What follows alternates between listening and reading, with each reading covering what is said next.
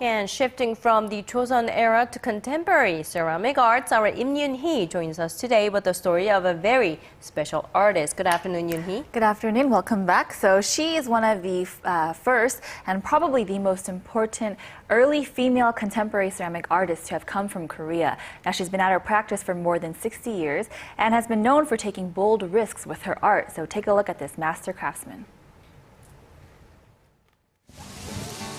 Submerged in a shower of leaves, caressed by the cool, crisp air, the colors of the wind.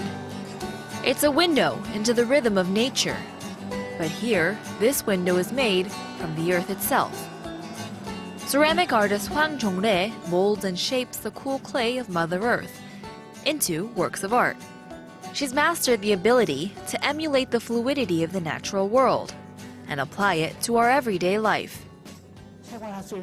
Ceramics is a necessary tool in life, both in the past and even in today's world. I took an artistic approach to everyday ceramics, while including elements of today's generation to create these works. They can still be considered a necessary part of life. These beautiful grounds have inspired Hwang for the past 40 years. It's where she lives, breathes, and works with her ceramics, something that has grown embedded into her life. In every corner, evidence of the art form can be found, making a bold statement or simply accentuating the beauty of nature.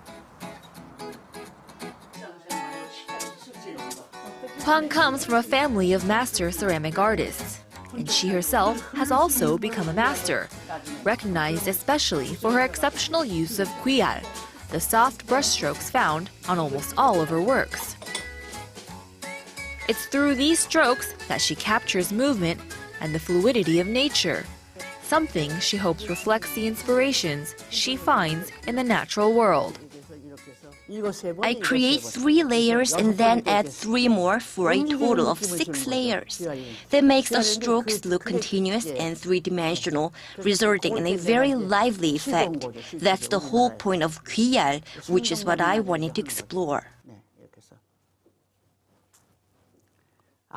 Culture is always moving forward, but we have to allow it to create history. And to do so, nowadays younger generation artists are matching today's culture, reflecting the modern world. So like with these works, it's more of a statement piece, something very abstract, which is the direction I think the future is headed in. Nobody knows for certain what the future may hold, but what is known is what we've seen in the past. Like Hwang shows influences of the traditional depicted in a modern day, several years down the line, the future may show influences of what we see today. So it looked like she had 2 separate exhibitions, Right. if I'm not mistaken. Right. One at her studio and one at the museum. So she has some works displayed at her home that are always there, but also she has a very extensive collection at the Gwacheon branch of the National Museum of Modern and Contemporary Art here in Korea. And that exhibition is called Placid, Dynamism, and they have some beautiful works there. It's open till next February. But with this particular exhibition, it's very extensive and covers works from her early career all the way through her more recent works. So Hwang is highly regarded as a first-generation contemporary artist. So her techniques and style were considered quite pioneering at that time. And in a way, this exhibition gives you a look at the history of Korea's contemporary ceramic art because, Hwang herself was such a big contributor and she played such a big role in the development of contemporary ceramic here in Korea. And you say she also comes from a family with a background of ceramic arts. Right. So very interesting story there. So her father is a very well-known ceramic master as well.